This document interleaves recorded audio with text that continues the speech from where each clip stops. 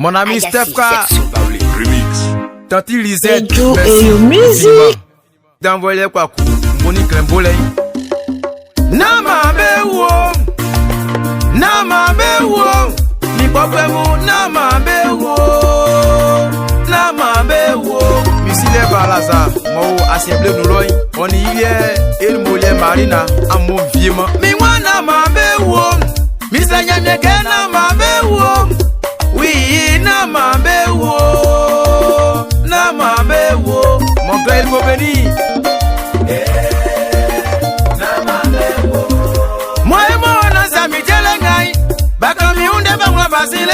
Vie mon bakin lele besia viese Kenga wara misui na mambe ou Mon grand petit Moïse, mon yole Wasbe koloba shelka Ngami onde kani klelieka Via koko Ole de jeku ani ple You know la machine Ole blenga e fae soa o Iye Sile ne ple Kusuma no manyo libeke o Musika bleli Ole osuba Kenga mo awara misu Namambe ou N't'envolé Daviti N'bla l'angri On a beau Joël mon grand Si l'enga kwa moi sinele Mille pédissant le mande blon C'est rien kenga mo awara misu Namambe ou Tonton aimé Tonton Philibert Maman ana ou metine Abogwe wafloka krupon Mimoy nama olwango Kekun ajui awa uba Managa sende toujours bien fait Minyama akunde ajuma nyeme Izoti bebo fifi fwe Srenya mieke nama bewu Kengamo awara osui Kengamo awama wajuma liye Isofemu nama bewu Namambe wo Minyamie Namambe wo Mon frère fidèle Akwele Ajamo ananye metin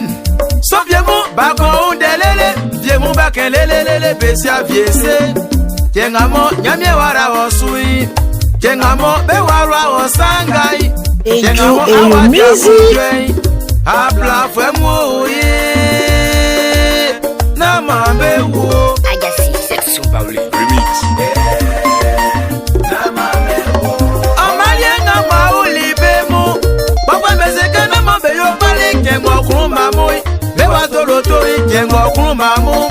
Bewa prosa Kengo kurumamu Bewa mawosi kalye Isofemu namambe wo Mon grand Yao Désiré, Yao Séraphin, Maman Lucie. Yo abobeba, yo abobeba. Apanyo le bobe no jeku, o mariachi wa bobe no jeku, o tinyale wa bobe no jeku, o jumatile wa bobe no jeku, mi ngonya bobe no jeku, babaye wa bobe no jeku. Babinga mile miji enyo Beseli mika misu kwenzranu Nyamieti wande makwenzranu Beseli mika misu nyama mwa ele Jeziti o sura le mwa bwebo Mingo nyambo benwa keku Mama e wabo benwa keku Afeka lukolo nyambla majwa ibetien Oninilie mama mandeleni ye Mama ya jioli pata nyemye mami Mafanyo lembo benwa keku Baba mwamu maela nyemyase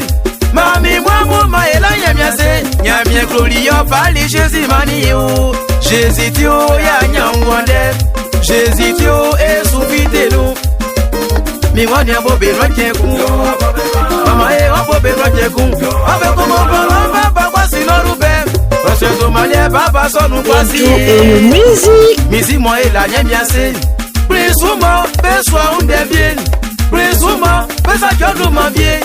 Be mwiyo nana nyemya duma yo Nana nyemya duma yo Mi wanya bobe rocheku Sine waki sienye mwela swe Nimesule ewe ible